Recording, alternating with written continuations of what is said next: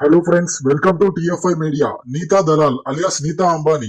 ఈమె 1963 నవంబర్ 1న ముంబైలో ఒక మిడిల్ క్లాస్ ఫ్యామిలీలో జన్మించింది. తల్లి పూర్ణిమ దలాల్, తండ్రి రవీంద్రభాయ్ దలాల్. ఇంకా ఈమెకు ఒక చెల్లెలు కూడా ఉంది, పేరు మమతా దలాల్. ఇంకా నీతా అంబానీ తండ్రి ముంబైలో సేల్స్ కంపెనీలో పనిచేస్తే తల్లి హౌస్ వైఫ్ గా ఉండేది. నీతా అంబానీకి చిన్నప్పటి నుంచి డాన్స్ మీద ఇష్టం ఉండడంతో తన తల్లి క్లాసికల్ డాన్స్ లో చేర్పించింది. తన స్కూలింగ్ మొత్తం ముంబైలోని రోల్స్ మ్యాన్స్ ఇంటర్నేషనల్ స్కూల్లోనే జరిగింది. తాను చిన్నప్పుడు బాగా చదివి స్కూల్ టీచర్ అవ్వాలనుకుంది. ఒకవైపు చదువుకుంటూనే మరోవైపు క్లాసికల్ డాన్స్ లో స్టేజ్ పర్ఫార్మెన్సెస్ ఇస్తుండేది. ఇంకా అలా నీతా తన బీకామ్ డిగ్రీని ముంబైలోని నరసింహార్జీ కాలేజ్ లో పూర్తి చేసింది. ఒక ప్రైవేట్ స్కూల్లో కేవలం 800 జీతానికి టీచర్ గా పనిచేస్తుండేది. ఇదిలా ఉన్నప్పుడే ముంబైలో నవరాత్రుల సందర్భంగా చాలా కల్చరల్ ప్రోగ్రామ్స్ ఏర్పాటు చేశారు. ఆ ప్రోగ్రామ్స్ లో నీతా క్లాసికల్ డాన్స్ పర్ఫార్మెన్స్ ఇచ్చింది. ఇంకా అదే ప్రోగ్రామ్ కి ధీరుభాయ్ అంబానీ గెస్ట్ గా రావడం జరిగింది. అక్కడ నీతా క్లాసికల్ డాన్స్ ని చూసి ఇంప్రెస్ అయ్యాడు. ఇంకా నీతా కుటుంబం కూడా గుజరాతీకి చెందిన వాళ్లే. అంతేకాకుండా ఈమె తండ్రికి ధీరుభాయ్ అంబానీతో మంచి పరిచయం ఉండడంతో ధీరుభాయ్ అంబానీ నీతాని తన పెద్ద కొడుకైన ముఖేష్ అంబానీకి ఇచ్చి పెళ్లి చేస్తారా అని అడిగాడు. తన తండ్రి పెళ్లికి సంతోషంగా ఒప్పుకున్నాడు. దీంతో మరుసటి రోజే ధీరుభాయ్ అంబానీ నీతాని రిలయన్స్ ఆఫీస్ కి పిలిపించాడు. అక్కడే తన కొడుకు ముఖేష్ అంబానీతో పరిచయం చేయించాడు. ఇంకా ముఖేష్ అంబానీ నీతాని ఫస్ట్ టైం చూడగానే నచ్చేసింది. నీతాపై లవ్ ఎట్ ఫస్ట్ సైట్ కలిగిందన్నాడు. అలా అప్పటి నుంచి ముఖేష్ అంబానీ నీతా ఇంటికి ఖరీదైన గిఫ్ట్లు పంపించి తన ప్రేమను వ్యక్తపరిచేవాడు. ఇక అలా ఒక రోజు నీతా అంబానీని పెళ్లి ప్రపోజల్ కోసం రెస్టారెంట్ కు తీసుకువెళ్తుండగా భారీ వర్షం కారణంగా కారు రోడ్డుపై 30 నిమిషాలకు పైగా ఆగింది. ఎంతసేపు చూసినా ట్రాఫిక్ క్లియర్ అవ్వకపోవడంతో ముఖేష్ అంబానీ కారులోనే నీతా అంబానీకి డైమండ్ రింగ్ తొడిగి ఎంగేజ్మెంట్ చేసుకున్నాడు. తరువాత వీళ్ళిద్దరూ 1985లో ఘనంగా పెళ్లి చేసుకున్నారు. పెళ్లి తర్వాత ఇంట్లో ఖాళీగా ఉండడం ఇష్టం లేక నీతా 800 జీతానికే స్కూల్లో టీచర్ గా మళ్లీ పనిచేయడం ప్రారంభించింది. వీళ్ళిద్దరికి పెళ్లై 2 సంవత్సరాలు అవుతున్నా పిల్లలు పుట్టకపోవడంతో డాక్టర్ ని కన్సల్ట్ అయ్యారు. డాక్టర్స్ వీళ్ళిద్దరికి పిల్లలు పుట్టే అవకాశం లేదనడంతో వీళ్ళకి ఆ మూమెంట్ లో ఏం చేయాలో అర్థం కాలేదు. అయినప్పటికీ ముఖేష్ అంబానీ పట్టు వదలకుండా చాలా మంది డాక్టర్లను కన్సల్ట్ అయ్యాడు. అలా యుఎస్ లో గైనకాలజిస్ట్ వీళ్ళిద్దరిని చెక్ చేసి వీళ్ళిద్దరికి సహజ పద్ధతిలో పిల్లలు పుట్టడం కష్టమని చెప్పాడు. కానీ ఐవీఎఫ్ ద్వారా పిల్లలు పుట్టే అవకాశం ఉందని చెప్పాడు. ఇంకా ఇలాంటి పరిస్థితుల్లో భార్యాభర్తలు శారీరకంగా కలవకపోవడం వలన గాని లేక పురుషుని వీర్య కణాలు తక్కువగా ఉండడం వలన డోనార్ నుంచి వీర్య కణాలు తీసుకొని డైరెక్ట్ గా గర్భాశయంలోకి ఇంజెక్ట్ చేస్తారు. అలా ఈ పద్ధతి 20% మాత్రమే సక్సెస్ అయ్యే అవకాశం ఉంటుంది. కానీ రిజల్ట్ రావాలంటే 4-5 నెలల నుంచి 4-5 సంవత్సరాల వరకు వెయిట్ చేయాల్సి ఉంటుంది. ఇక అలా ముఖేష్ కి నీతాకి వేరే దారి లేక ఐవీఎఫ్ ద్వారానే పిల్లల్ని కనాలని అనుకున్నారు. అలా 2 సంవత్సరాలు వెయిట్ చేయడంతో వీరు 1991లో ఆకాశ్, ఈషా అనే ఇద్దరు కవల పిల్లలకి జన్మనిచ్చారు. అలా 4 సంవత్సరాలు గడిచిన తర్వాత ఐవీఎఫ్ పద్ధతితోనే అనంత్ అంబానీకి కూడా జన్మనివ్వడం జరిగింది. అన్ని బానే ఉన్నాయనుకున్న టైంలో ధీరుభాయ్ అంబానీకి బ్రెయిన్ స్ట్రోక్ వచ్చి కోమాలోకి వెళ్లాడు. తన అదృష్టం బాగుండి చాలా త్వరగానే కోమాలో నుంచి బయటకు వచ్చినా వెంటనే పక్షవాతం వచ్చి కుడి చేయి పడిపోవడం జరిగింది. ఇక చేసేదేమీ లేక ధీరుభాయ్ అంబానీ తన ఇద్దరు కొడుకులకి రిలయన్స్ బిజినెస్ అప్పగించేశాడు.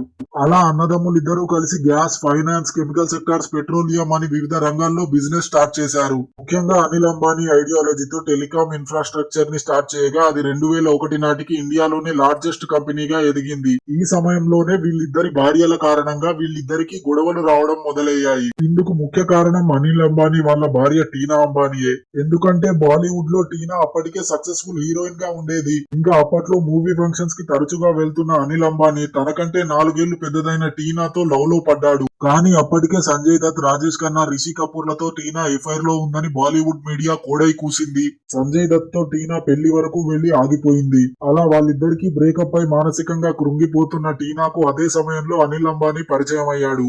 అలా అనిల్ అంబానీకి నీతాకి మంచి రిలేషన్ ఏర్పడి డేటింగ్ చేయడం మొదలు పెట్టారు. ఇంకా అదే టైంలో ధీరుభాయ్ అంబానీకి ఆరోగ్యం బాగాలేకపోవడంతో అనిల్ అంబానీకి కూడా త్వరగా పెళ్లి చేయాలని డిసైడ్ అయ్యాడు. అప్పుడు నీతా తన చెల్లెలైన మమతాని అనిల్ కిచ్చి పెళ్లి చేయాలి అని అనుకుంది. కానీ అనిల్ అంబానీ మాత్రం ధైర్యం చేసుకుని టీనాని ప్రేమిస్తున్నానని, పెళ్లంటూ చేసుకుంటే టీనానే చేసుకుంటానని చెప్పాడు. ఈ విషయం విన్న తర్వాత కుటుంబం మొత్తం షాక్ అయ్యి హీరోయిన్ తో పెళ్లి సంబంధానికి ఒప్పుకోలేదు. అయినప్పటికీ అనిల్ అంబానీ 4 సంవత్సరాలు పట్టు వదలకుండా టీనానే పెళ్లి చేసుకుంటానని కూర్చున్నాడు. దాంతో చేసేదేమీ లేక వీళ్ళిద్దరికి 1991లో చాలా సింపుల్ గా పెళ్లి చేసేశారు. పెళ్లైన తర్వాత నుంచి అంబానీ ఫ్యామిలీకి టీనాని చూస్తే అసలు నచ్చేదే కాదు. దీంతో అనిల్ అంబానీ టీనాతో కలిసి వేరే కాపురం పెట్టాడు. కొంతకాలానికి వీళ్ళకి జై అన్మోల్, జై అన్షుల్ అనే 2 పిల్లలు పుట్టారు. అంబానీ ఫ్యామిలీ మొత్తం టీనా మీదున్న కోపాన్ని అనిల్ మీద చూపించడం మొదలుపెట్టింది. దాంతో అనిల్ అంబానీ తండ్రి మరణించిన తర్వాత తన వాటాని తీసుకుని సపరేట్ గా బిజినెస్ స్టార్ట్ చేద్దామని అనుకున్నాడు. ఇంకా ఇలా అన్నదమ్ముల మధ్య గొడవలు పెరగడంతో కంపెనీ నష్టాల్లోకి వెళ్లడం మొదలైంది. ఇదంతా చూడలేకపోయిన తల్లి కోకిలాబేన్ అనిల్ అంబానీకి power, infrastructure, finance, entertainment, telecom లాంటి ఆస్తులు ఇస్తే ముఖేష్ అంబానీకి కెమికల్, రిలయన్స్ పెట్రోల్ వాటాలనిచ్చి ఈ గొడవకి 2005లో పులి స్టాప్ పెట్టింది. అప్పటి వరకు లైమ్ లైట్ లో హీరోయిన్ గా ఉన్న టీనా అంబానీ పెళ్లి తర్వాత అనిల్ అంబానీ కుటుంబం కోసం హౌస్ వైఫ్ గా మారిపోయింది. మరోవైపు హౌస్ వైఫ్ గా ఉన్న నీతా అంబానీ 2008 తర్వాత లైమ్ లైట్ లోకి రావడం మొదలు పెట్టింది. 2008 తర్వాత ముఖేష్ అంబానీ కెమికల్, పెట్రోల్ తో పాటు జియోని లాంచ్ చేసి మిగతా టెలికాం కంపెనీలకి గట్టి పోటీనిచ్చాడు. 2016లో జియో నెట్వర్క్ తో తన 3 పిల్లలని బిజినెస్ లోకి దింపాడు. ఇదిలా ఉండగా ఐపీఎల్ లో ముంబై ఇండియన్స్ టీమ్ కి నీతా అంబానీ ఓనర్ గా ఉండడంతో జనాల్లో పాపులర్ అవ్వడం మొదలైంది.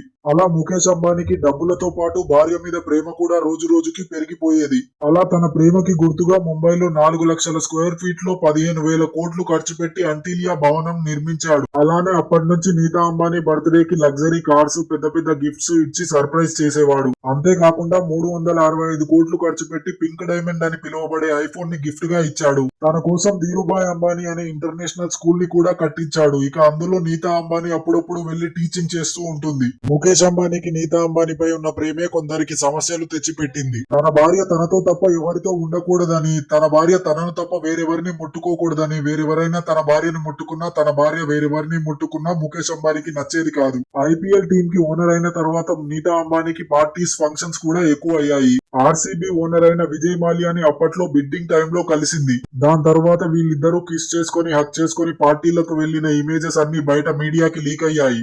దీంతో విజయ్ మాల్యాకి నీతాకి మధ్య ఏదో జరుగుతుందని రూమర్స్ క్రియేట్ అయ్యాయి.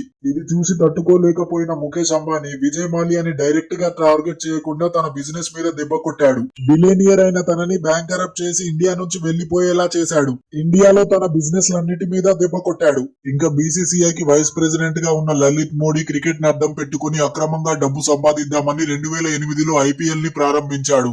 ఆ రోజుల్లో ఏ సెలబ్రిటీకి రానంత క్రేజ్ ఐపీఎల్ వల్ల లలిత్ మోడీకి వచ్చింది. అదే టైంలో ముంబై టీం కి ఓనర్ అయిన నీతా లలిత్ మోడీతో పార్టీస్ కి వెళ్తూ ఉండేది. అలా వీళ్ళిద్దరు కూడా క్లోజ్ గా ఉంటూ మాట్లాడుతున్న పిక్స్ మీడియాలో వైరల్ అవ్వడంతో అనిల్ అంబానీ తన పవర్ ను ఉపయోగించి లలిత్ మోడీ వైస్ ప్రెసిడెంట్ పదవిని తొలగించేలా చేశాడు.